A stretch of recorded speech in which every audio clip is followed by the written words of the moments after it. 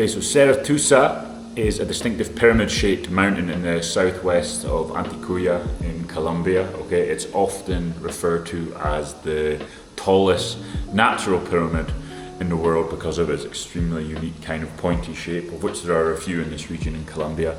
It rises to over 1900 meters above sea level, and the climb is extremely steep. So in this video, we're going to be climbing this natural pyramid. We have to get a bus. It takes 2 hours-ish from Medellín to Venecia, and then we're going to climb it. We booked this all through a tour company called Bungee Medellín. Just made it easier to do it last minute. You can do it by yourself as well, but you do need a guide to get into the park and to do the climb. Okay, so we're going to do this kind of treacherous climb today that is completely vertical at points. You need ropes, and yeah, see if we survive. 5:46 a.m. Nasty. Feeling pretty delirious because we're going to the world's largest natural pyramid. I think that's a correct statistic to hike up it. It's about 2 hours away or something. Just booking an Uber down to get picked up.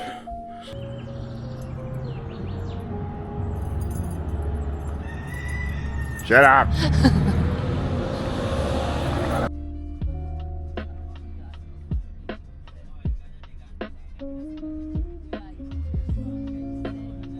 It's called Venecia. Buenas, ¿cómo estás? Venecia we're in, right? That's what it's called. Yeah. I read that it was named after Venice because of all the rivers and stuff.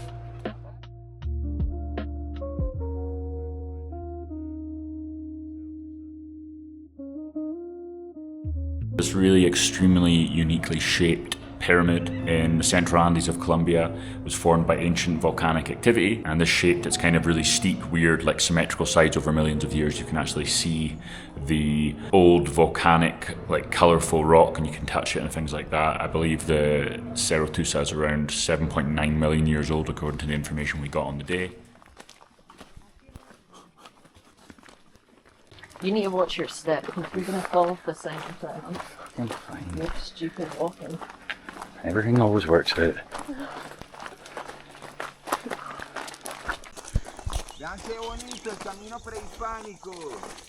So we're going up that big fucker. Well.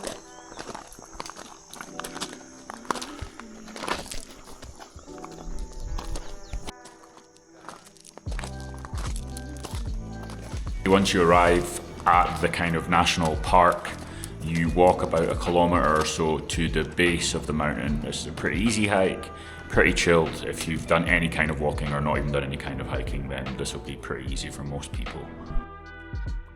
What is it, 600 metres of elevation? Yeah. And that should take about 4.5 hours. Down and up, right? Yeah, the whole thing, the whole thing.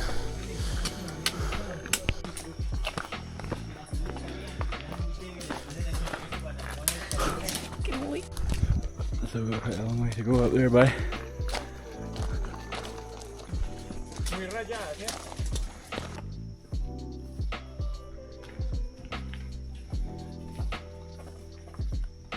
Come on, get your face on it, Elsa.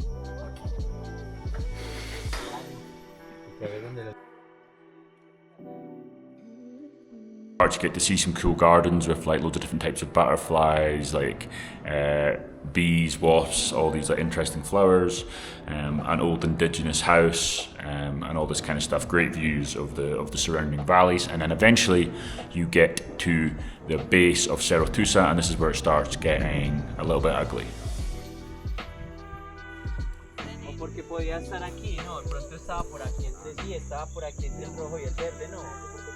This sort of ancient cultures, we're able to tell the time basically, right? Yeah. There's some dials.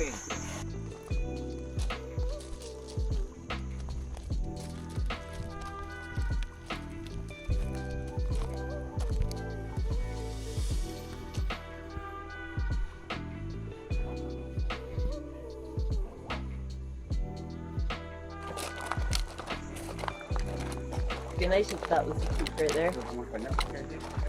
But I don't think it is.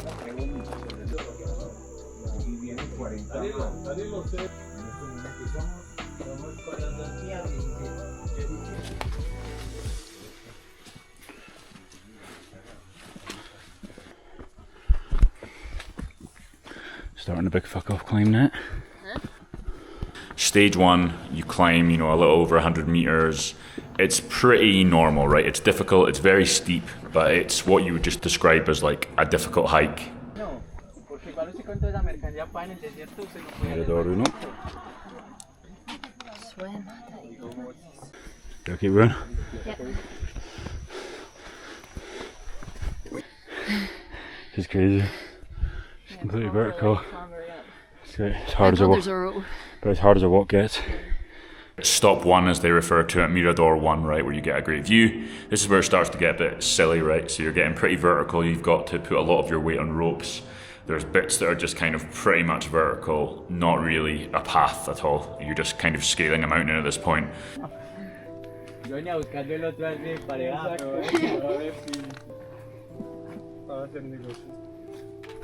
So stop 2, halfway. Should we get the stretcher back then? Halfway to go. Fácil. Yeah, it's not that bad. It's because you stop every now and again because of the pace. So that's 2, I'm going to get to 4.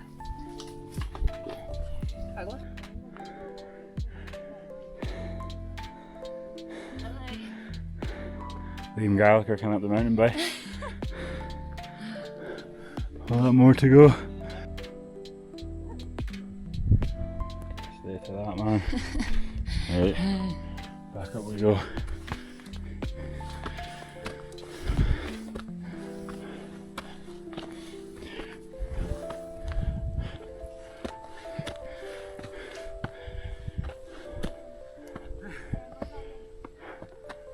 Unreal though.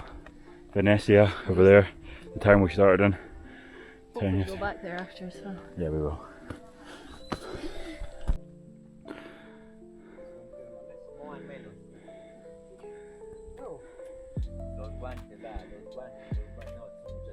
Stops 2 to 3, more of the same, even longer. That's probably the hardest part of it. Very nice views in this part though, so stopping to take it in. Once you're sort of out of that jungle and you can see the full valleys, is pretty nice. So this one kind of, although it was by far the most difficult leg of the hike, it's pretty enjoyable because you can frequently stop and take in the views.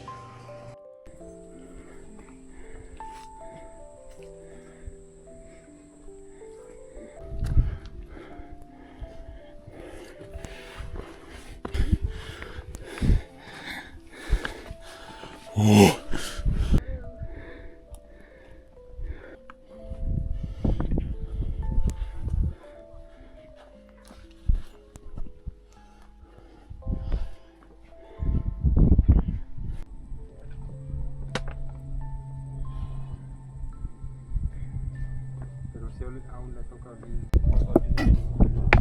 Nearly there, man.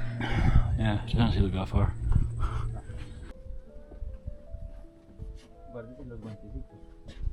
If stop 3, you've basically made it. You can see the top. Very short climb. It took us like less than 10 minutes to get to the summit. Beautiful views here as well, completely open. So once you get to this point, you're laughing.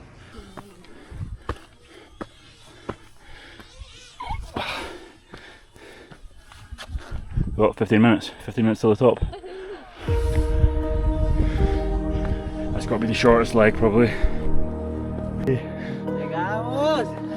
Oh, fuck. ¡Eso, mi gente! ¡Con toda! How did he get there? ¡Uno de los últimos metros!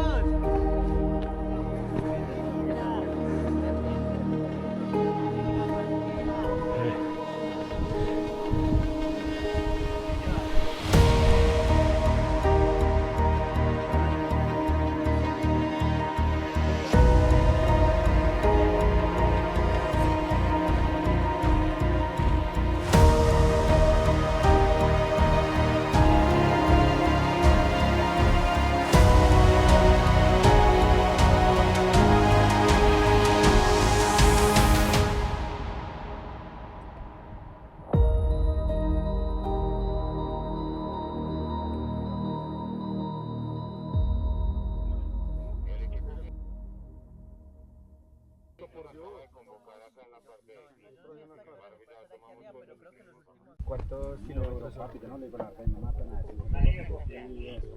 Yo empecé a creer, un número bajo. Yeah. Each kind of group gets their time at the top. You sit at the top, you eat your lunch, okay, so make sure you kind of bring lunch if you want to eat, bring loads of water, bring bug spray as well, because the bugs and the mosquitoes up there are fucking insane. I was getting stung by things I'd never heard of. You eat your lunch and then you start to go back down, which, you know, when it comes to most hikes is the easy bit, but this was the tricky bit, okay, because you're going back down vertical, you've got to hold on to ropes, you've got to go down these big steep hills, and it's pretty dodgy. It can take a long time. We managed to overtake some people who were going a lot slower and get down quite quick, but if we'd been stuck behind them the whole way, then we would have got down. It would have taken longer to go down than it did to go up. So just be prepared for that. It is dodgy, not for the faint-hearted on the way down. If you don't like kind of heights or like clambering, you know, it's probably not the best activity for you. Maybe just go to the bottom and look at the pyramid, because it does get pretty hectic on the way down. Saw our guide, who was kind of trying to give us advice, fall multiple times. He's maybe been a bit cocky there.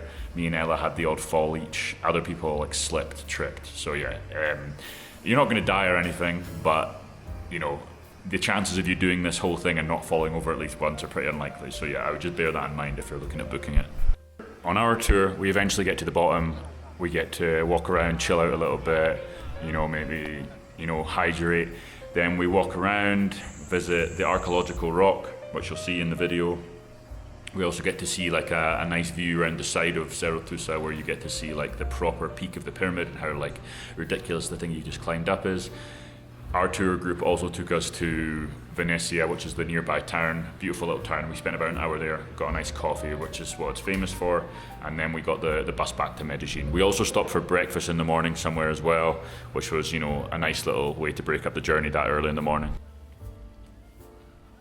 Like final evaluation of the whole day, right? So the climb and everything, it's really difficult. Because we had to get up at stupid o'clock in the morning. When we arrived and started walking, I was like, what the fuck have I done for us here? Like, I was almost about to apologize to Ella. I was like regretting my decisions. But once you start the climb, you start breathing heavy, you start sweating, you forget about how tired you are, and you see the views, and it's incredible, right? And you get to climb up this like very unusual pyramid, see the unreal view. So I would definitely recommend it. It is great. It was dodgy, crazy, a little bit fucking dangerous at points, but I kind of like that part about it. If you don't like that, I wouldn't do it. The only thing I would say about the day as a whole is having to do it in a tour format is like pretty annoying.